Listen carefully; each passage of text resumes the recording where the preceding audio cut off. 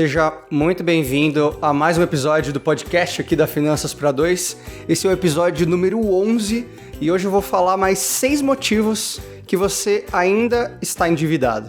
Meu nome é Ricardo Fiorelli, sou planejador financeiro de casais e eu ajudo pessoas como você a se organizar financeiramente para ter mais tempo de qualidade com a família. E claro, usar o dinheiro como uma ferramenta para proporcionar essa vida melhor, E essa vida que a gente está buscando. Então esse episódio, ele é uma continuação do episódio número 2, que ele tá lá disponível em finançaspara2.com/002. Você pode correr lá para escutar essa primeira parte. E lá eu falei sobre os 4 principais motivos para sua vida financeira ainda estar bagunçada. E hoje eu vou falar mais 6 motivos do porquê que a sua vida não decolou, porquê que a gente demora tanto, para começar a se organizar. A gente acaba focando em coisas que não fazem tanto sentido, ou às vezes a gente não sabe muito o que fazer, e aí a gente acaba tomando algumas atitudes que acabam deixando a nossa vida mais desorganizada do que ela estava antes, Então, um resumo aqui do que eu falei lá naquele episódio é o seguinte: o primeiro ponto é que a sua renda ela é baixa ou é a mesma há 10 anos atrás. O segundo ponto é que você não conversa de dinheiro, seja com seus amigos, com a sua família, com seu cônjuge, o parceiro que está do lado, acorda e vai dormir todos os dias e a gente tem tanta dificuldade de falar sobre dinheiro. O terceiro é que você paga muito caro em parcelas que são importantes, Seja no seu carro ou na sua casa. E isso acaba onerando bastante o orçamento e aí sua vida continua bagunçada. E o quarto ponto é você tá sempre pegando uma dívida para poder pagar outra dívida.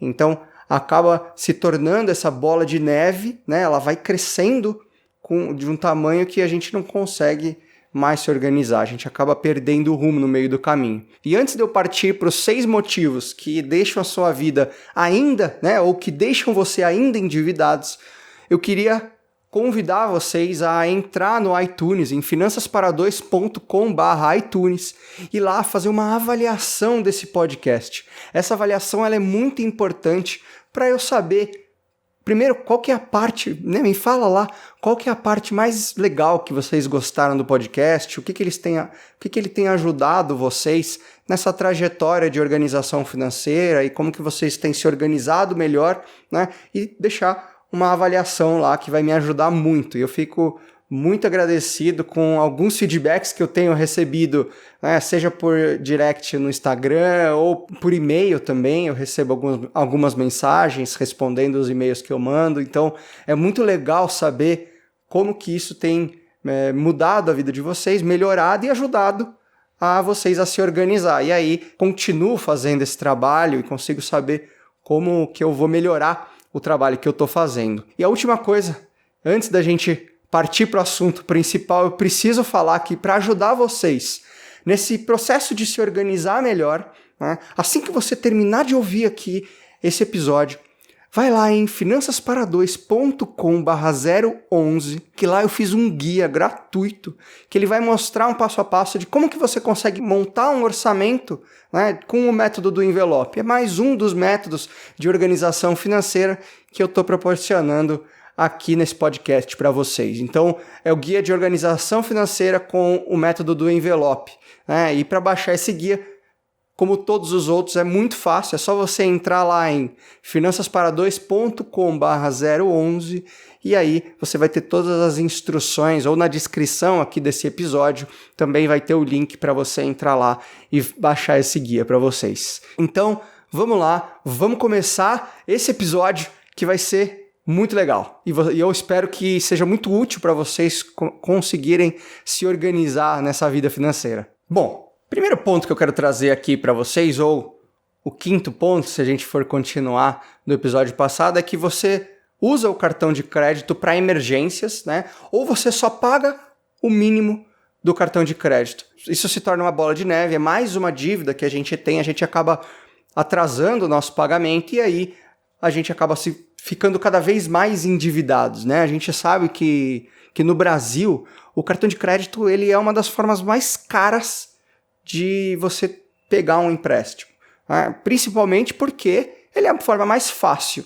Simplesmente você tropeça na rua, você já tem uma oferta de um cartão de crédito novo, que tem várias vantagens para você, né? E com certeza ele é uma ótima forma de você conseguir se organizar, né? Se você tem um orçamento bem feito, um orçamento bem equilibrado, é uma ótima forma, porque todas as contas elas vão cair num dia só. Então você não precisa se preocupar em, será que tem saldo na minha conta corrente e eu não vou conseguir pagar essa conta, né? Todo mundo, ou muitas pessoas vão fazer uma compra e não sabem se elas têm saldo na conta para completar. Fica mais fácil a gente se organizar quando a gente tem um cartão de crédito, mas ele também pode ser um grande vilão, não é? Porque se você usa esse cartão de crédito para emergências, né, ou para cobrir alguma despesa do mês, e também ele não vai resolver todos os problemas financeiros de vocês, né? Ele acaba sendo um paliativo, né, em algum momento, porque a gente não se organizou e a gente não fez uma reserva, né? Então é muito simples você ir lá e passar o cartão e a fatura vai chegar daqui 40 dias. E quando você paga, você faz as compras, você acha que você vai conseguir pagar. Há bastante tempo você usa para emergências ou você usa o cartão de crédito porque você não tem dinheiro hoje, então dificilmente isso está te ajudando a sair das dívidas e na verdade a gente acaba simplesmente empurrando o problema com a barriga e aí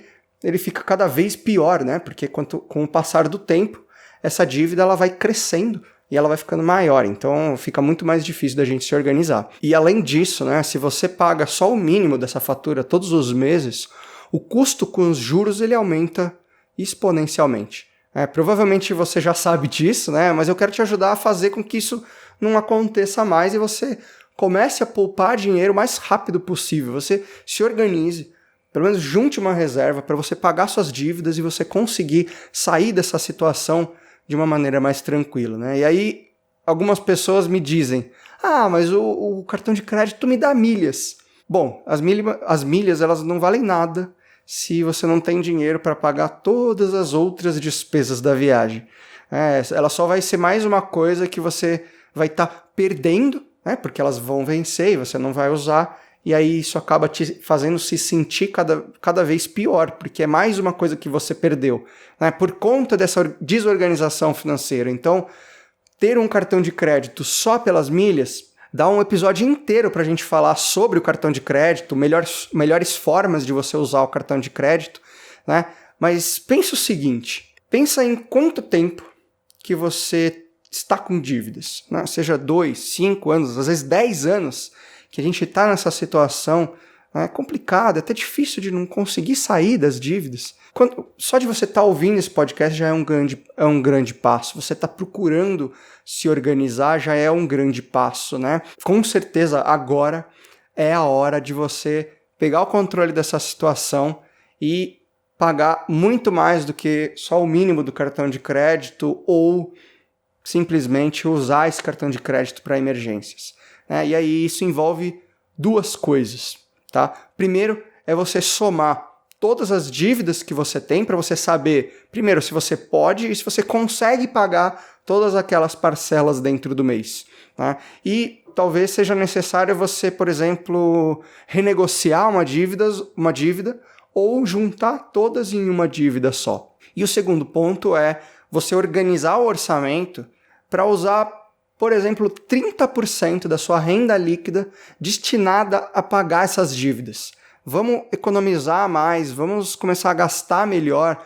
Eu já falei em alguns outros episódios como que a gente consegue gastar melhor, por que a gente gasta tanto, né, ou mais do que a gente deveria, nas coisas que às vezes não tem tanta importância. Pegar esse dinheiro que você ganha, priorizar melhor para que você consiga destinar a você pagar essas dívidas, né? Porque quando essas dívidas acabarem, eles vão virar poupança para você, investimentos ou talvez aquela viagem que a gente está adiando há tanto tempo. Se isso está acontecendo com você, vamos continuar assistindo esse episódio, que eu tenho certeza que você vai entender um pouco mais o que está passando na sua vida e vai organizar a sua vida financeira de uma vez por todas. O sexto ponto que eu quero trazer aqui para vocês é que você paga parcelas e mais parcelas. né? Você paga tudo parcelado. E não é porque existe talvez possa até existir uma vantagem financeira de você pagar parcelado quando você tem dinheiro guardado, ao invés de você tirar da sua aplicação, você paga parcelado que você vai ganhar mais dinheiro, né, com esse dinheiro rendendo nessa aplicação. Mas se você faz essas parcelas porque você não tem dinheiro para pagar à vista, né, e aí aqui eu vou te dizer uma coisa, né, pagando à vista, você consegue descontos muito interessantes. E uma vez que você aprende isso, você começa a se organizar melhor, você começa a juntar dinheiro e começa a comprar mais à vista com desconto. Ao invés de você pagar, por exemplo, R$1.000 em 10 vezes, você vai pagar, talvez em 9 vezes, conseguir 10% de desconto, vai pagar R$900 nesse item, né? Claro que juntando um dinheiro, e aí você vai ter um desconto muito maior. E uma vez que você aprende isso, você começa a se organizar, você começa a melhorar para juntar dinheiro e comprar à vista mesmo, né? Ou até usar o parcelamento, como eu falei, para não tirar o dinheiro de uma aplicação financeira que você está fazendo e ele aí continua trabalhando para você, né? E aqui entram dois instrumentos muito interessantes que são, claro, o cartão de débito, né, e o próprio dinheiro físico. Então, se a gente está num momento que a gente está endividado e o cartão de crédito ele pode ser ou se tornar um vilão desse orçamento, então vamos começar a trazer essas contas, essas compras para hoje, e usando o cartão de débito ou até dinheiro físico. Por quê? Com eles você não tem a opção de parcelar, e aí você precisa ter o dinheiro à vista, seja na conta corrente ou na carteira, para você comprar o que é mais importante, o que é necessário para você naquele momento. E nisso os casais eles se ajudam bastante, que uma vez eu estava com uma conversa com um cliente meu e eles conseguiram chegar num acordo, né, em um plano, em conjunto, para eles conseguirem utilizar menos o cartão de crédito. Esse cartão de crédito ele ficava para algumas compras específicas, como assinaturas, que você às vezes não consegue colocar num boleto, por exemplo, né, e fica muito mais fácil você deixar no cartão de crédito, ou até para pagar menos em alguma assinatura que eles utilizavam. E aí eles usavam o cartão de débito, cada um tinha o seu, ou o dinheiro, né, conforme cada um for mais propenso a pagar, mais fácil da pessoa pagar, e aí eles usavam esse cartão de débito ou dinheiro para poder pagar as compras à vista. Pensa aqui comigo, né, você só precisa de 1 mês, ou às vezes 2 meses, para fazer essa virada de chave, de você deixar de usar o cartão de crédito. Vamos aprender de uma forma mais fácil depois, colocar um cartão de crédito que ele vai entrar, né, num primeiro momento ele pode ser complicado da gente colocar ele dentro do orçamento, então talvez em 1, 2 meses vocês consigam montar esse plano para não pagar mais nada parcelado, não usar mais o cartão de crédito, né, e a gente conseguir usar tudo no débito ou no dinheiro. Então tem um tempo aí para vocês maturarem e conseguirem fazer essa migração e vai conseguir organizar melhor e deixar essa vida financeira de vocês mais organizadas. E se vocês tiverem alguma dificuldade de montar essa organização, eu deixei aqui um guia gratuito para vocês com o método do envelope que vocês podem baixar em finançaspara2.com/011. E vamos continuar aqui para o próximo ponto.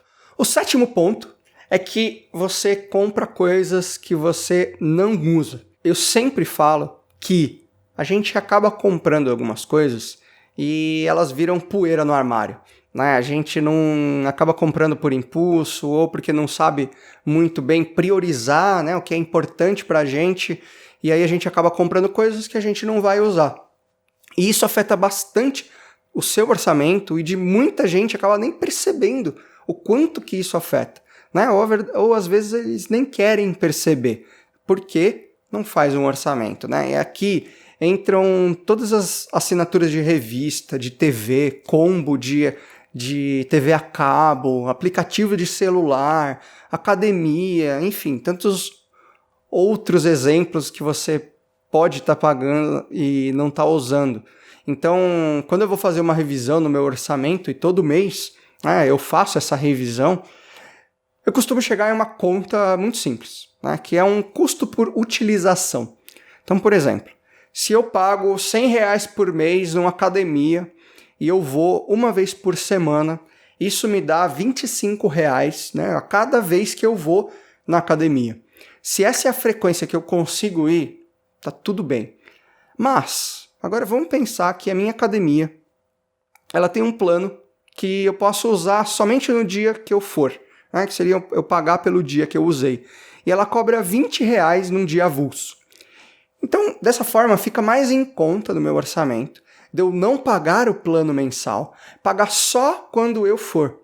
E mesmo que eu mude a frequência e vá mais vezes em um determinado mês, por exemplo, vamos supor que em um mês eu vá 5 vezes, aí eu vou ficar um pouco mais caro do que os R$ 100, mas a gente tem que começar também a olhar no ano, né? O quanto que a gente usa isso no ano. Só dessa pequena conta, essa diferença, né, que a gente está pagando, vai dar uma economia, são R$ 20 por mês ou R$ 240 no ano. Se a gente começar a somar outros, né, plano de celular que a gente paga que tem 100 gigas à vontade e a gente não usa 3. Então, às vezes vale a pena a gente pegar um de 5, talvez 10, né? Vai ser muito pra gente. Então a gente tem que olhar o quanto que a gente está usando e saber, né, priorizar isso para deixar esse orçamento melhor. E aqui sem perder qualidade de vida, né? Sem perder um luxo que a gente está fazendo. E a gente vai poder usar esse dinheiro de uma forma muito melhor. Então, nesse exemplo, fica fácil a gente ver essa diferença. Agora, pensa num produto, por exemplo, e não num serviço como é o caso da academia. Por exemplo, roupas. Fica um pouco mais difícil de fazer essa conta. Pensa comigo. Abre a porta do seu armário e veja a quantidade de roupas que você usa muito pouco, que você às vezes nunca usou. Tem pessoas que têm mais de uma peça de roupa para cada dia do ano. Então, você acaba não conseguindo, né, usar as roupas que você tem no armário durante um ano inteiro. E claro que não tem nada de errado com isso, você tem dinheiro para fazer essas extravagâncias, né? Mas se esse não é o seu caso, então talvez você deveria começar a rever os seus hábitos de compra para poder priorizar melhor as compras que você faz. Uma coisa que funciona bastante, né, conversando com alguns clientes, amigos, e eu vejo também no Instagram, a Ana Leone, ela faz um desafio dos 180 dias, chama o Desafio do Closet, que ela faz com as mulheres. Eu vou deixar na descrição desse episódio o Instagram dela para vocês seguirem, eu recomendo bastante. São 180 dias sem comprar roupas novas. O desafio é o seguinte: só com as roupas que você tem no armário, você não pode repetir o look. Você não pode repetir a combinação de roupas que você está usando. E eu tenho certeza que se você fizer esse desafio, ele pode ser um bom começo para você começar a organizar a sua vida financeira e o seu armário também. O 8º ponto de que você ainda está endividado é que você não tem um sistema de organização, e principalmente das suas finanças pessoais. Às vezes, não só das finanças, mas a gente está falando aqui de um sistema de organização da sua vida como um todo.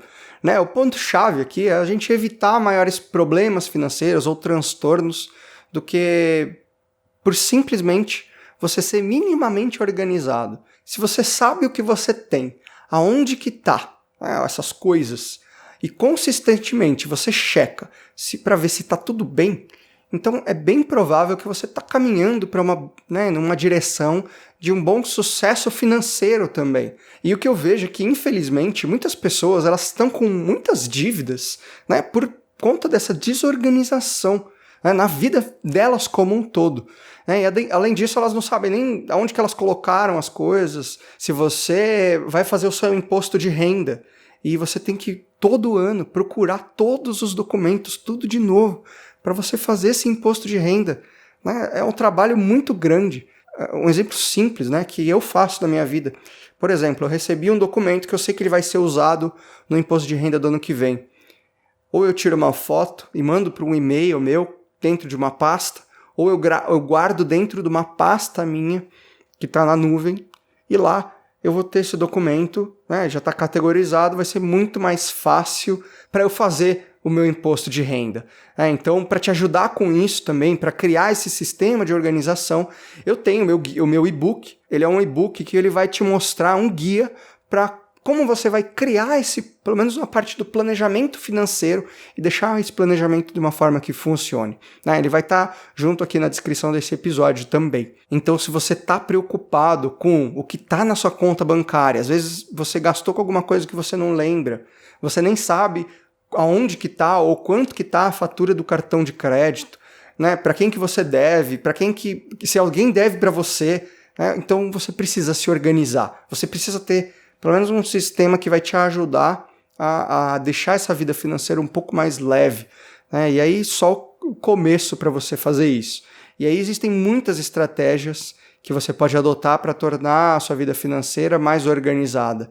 Mas o principal aqui é você concentrar todas as contas em uma conta principal. Então, eleger qual que é a sua conta. A gente está falando aqui da organização financeira, né? Então, vamos colocar tudo numa conta só ou uma conta principal. E no máximo ter um cartão de crédito com um adicional para cada cônjuge. E aí a gente pode usar, por exemplo, seja um banco tradicional ou um banco digital para a gente não pagar tarifa. E aí isso é só o começo. Se você sabe qual é seu saldo, quanto que você tem, começa a descomplicar a sua vida financeira, né? Usa talvez um aplicativo para você organizar esse orçamento e quando estiver pronto você construir um plano para você quitar essas dívidas, usando os ensinamentos que eu estou trazendo aqui nesse podcast para vocês. E para ajudar, se vocês não quiserem usar um aplicativo, o guia que eu deixei aqui junto com esse episódio é um guia que vocês podem fazer sem aplicativo, sem planilhas complicadas, né? Ele é um método muito simples de vocês se organizarem, ele vai estar aqui na descrição desse episódio ou em finançaspara2.com/011 e lá você vai conseguir ter todas as instruções de como fazer o download desse guia. E se vocês quiserem uma planilha também, vocês podem ir em finançaspara2.com/planilha, que lá vocês vão poder baixar essa planilha para organizar a vida financeira de vocês e começar a tirar da frente, né, tudo que está bloqueando o seu caminho para uma vida financeira mais rica. O último ponto que eu quero trazer aqui para vocês é que você não tem objetivos ou metas financeiras. Então, conta para mim quais são os objetivos ou as metas financeiras que você tem. Pensa, depois que vocês ouvirem esse episódio, pensa um pouquinho, onde que a gente quer chegar, onde que você quer, o que você quer alcançar. E aí manda uma mensagem para mim pelo direct do Instagram, que eu vou ficar muito feliz de poder conversar um pouco com vocês e saber o que vocês estão querendo alcançar na vida e conseguir ajudar vocês a montar um plano para que isso se realize.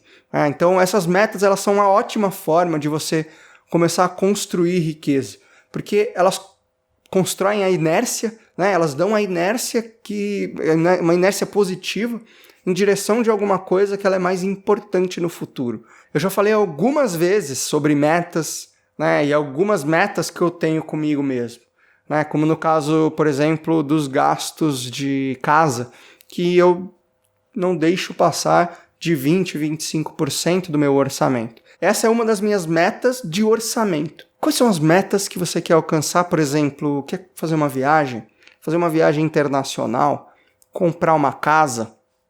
São algumas metas financeiras que a gente tem que colocar para a gente. Claro que a primeira meta que todo mundo tem que ter é construir uma reserva de emergência. Aqui você pode chamar do que você quiser. Reserva de emergência, reserva de oportunidade, reserva estratégica.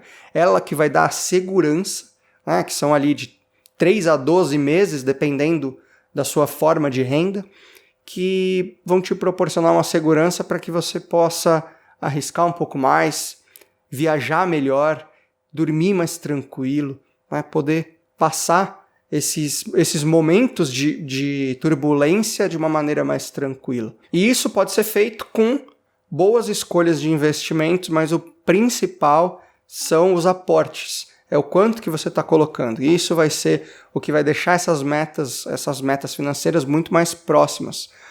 Por exemplo, para mim, eu faço essa revisão de metas no mês do meu aniversário, que é uma data importante para mim. E é uma boa você ter um momento seu que você vai revisar essas metas financeiras e, claro, toda a sua vida financeira. No meu curso Finanças Entre Quatro Paredes, No módulo de construção de riqueza, eu ensino exatamente o método que eu uso pessoalmente, que eu faço com os meus clientes também, e eu disponibilizo isso no curso para vocês manterem essa revisão anual.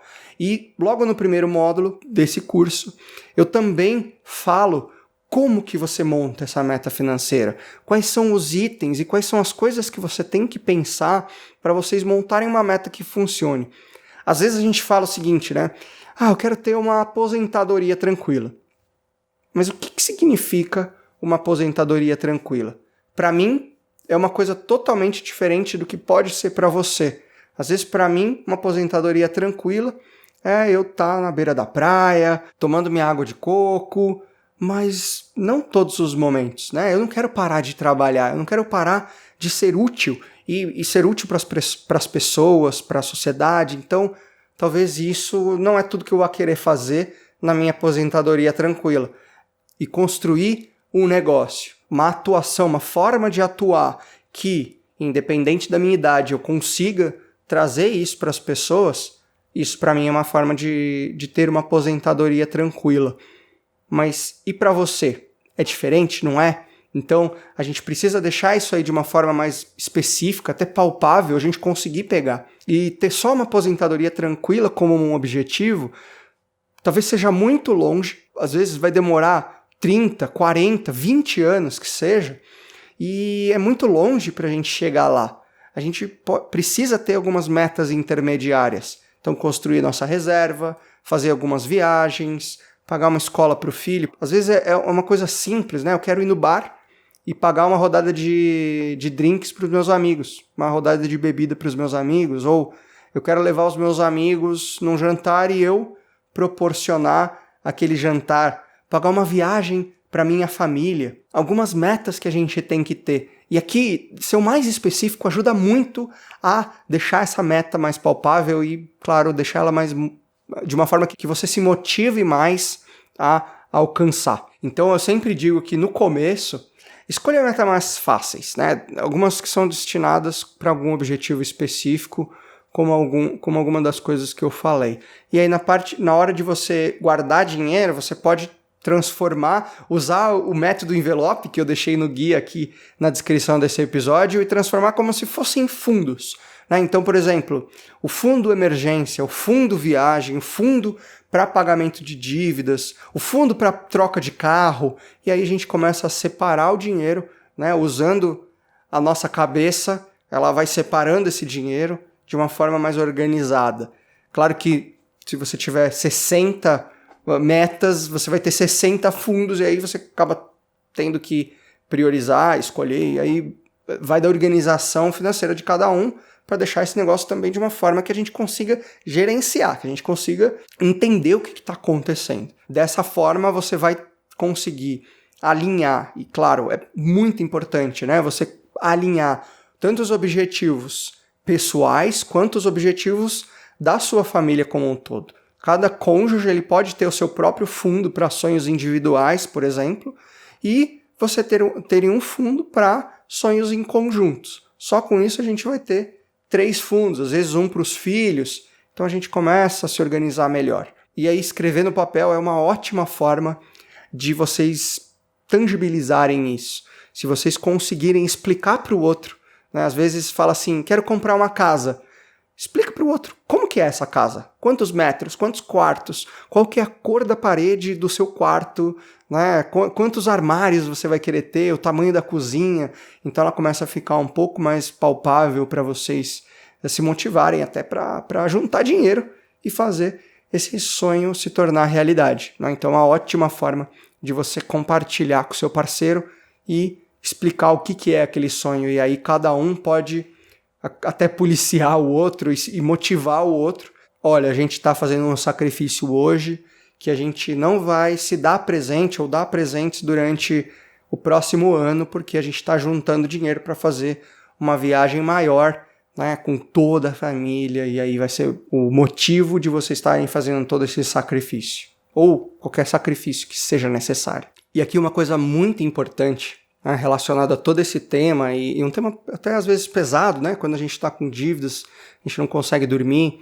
Eu sei que é difícil, Eu tenho clientes que têm dívidas aí, às vezes de 40 vezes o salário deles, e não é de apartamento, são dívidas de consumo, e é normal e até aceitável você sair do caminho ou se desmotivar no meio do caminho, né? Mas tudo isso que eu estou falando aqui é simplesmente para você se agarrar naquilo que vai te mover a continuar, né, e a fazer vocês voltarem para o plano de vocês.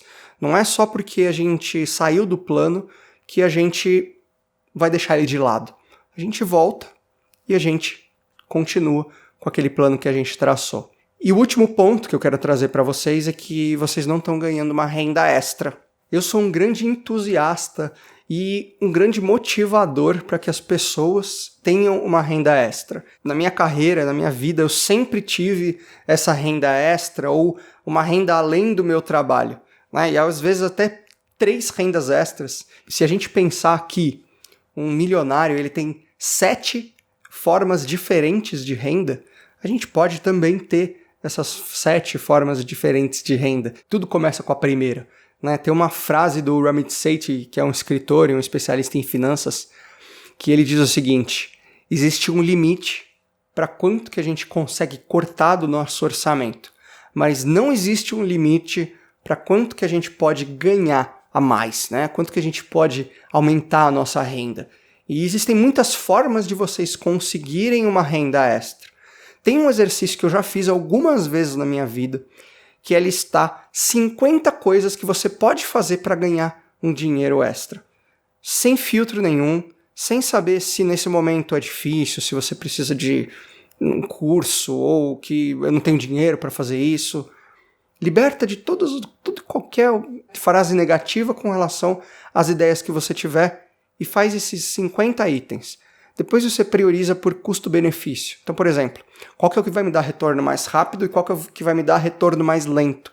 E qual que é o potencial de ganho de cada um? Então, se eu for dar uma consultoria no meu trabalho atual, eu vou ganhar R$500 a mais por mês. Ok, mas para eu fazer isso vai demorar 6 meses para eu conseguir o meu primeiro cliente.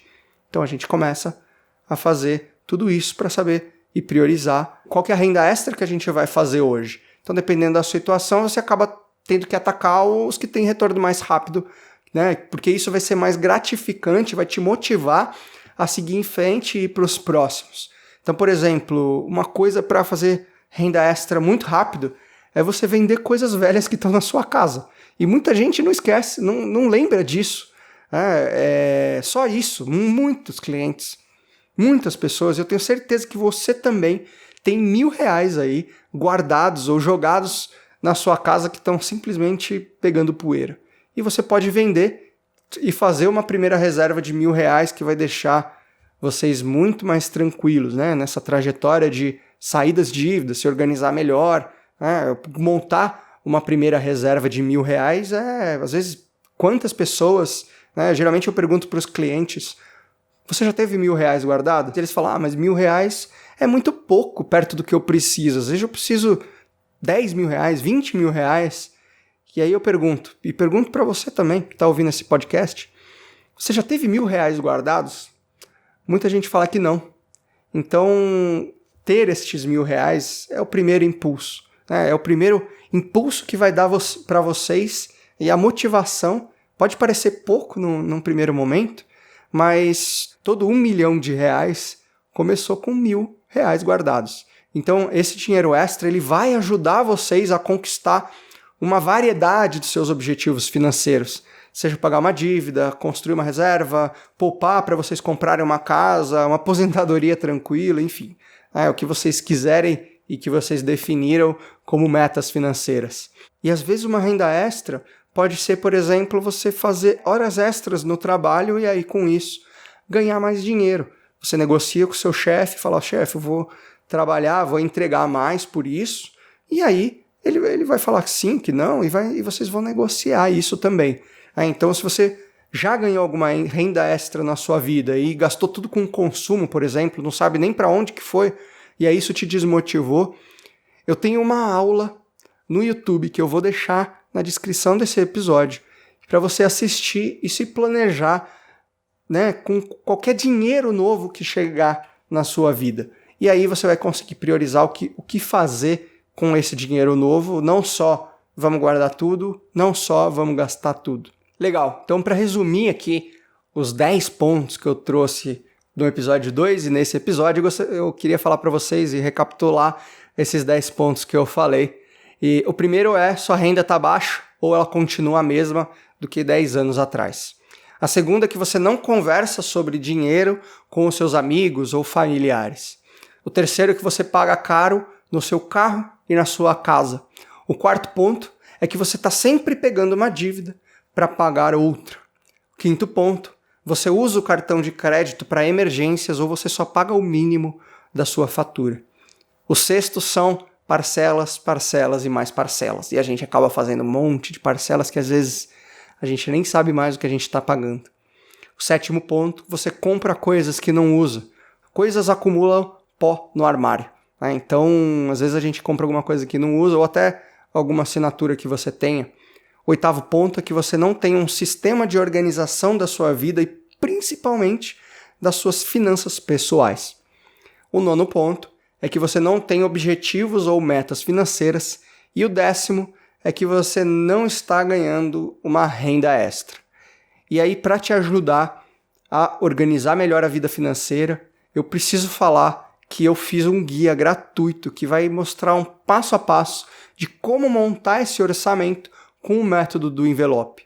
É o guia de organização financeira com o método do envelope.